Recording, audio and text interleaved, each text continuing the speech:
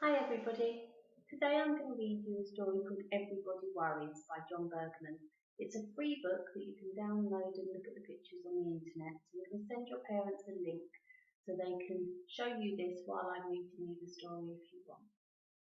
Everybody worries, even the bravest of the brave and the coolest of the cool can worry about something big or worry about something small. Even the toughest of the tough and the smartest of the smart can be worried by noises they hear in the dark. What you find worrying, others might find fun. Worries aren't the same for everyone. But sometimes an event turns the world upside down and everybody worries and wears a long frown. Worrying is normal and so much has changed. It's okay to worry when things don't stay the same.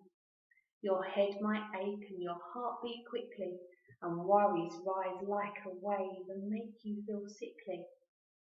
So let's talk to each other. We might all feel the same. Let's draw our worries and give them a name. Let's take 3 breaths, slow and deep. Let's exercise, eat well, and get some sleep. Let's speak to our family and friends on the phone. Let's paint beautiful rainbows to show we're not alone. Sharing our worries can make us feel better. Showing our feelings brings us together. It's okay to be worried, but this won't last forever. We can overcome anything when they're there for each other.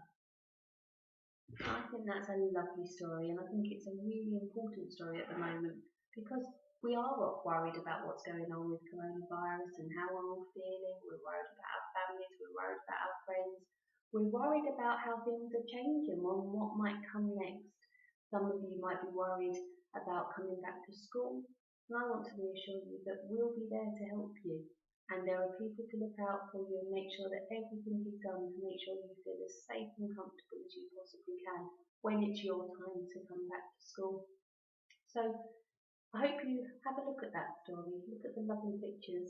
As I say, everybody's in the same boat, we all feel the same.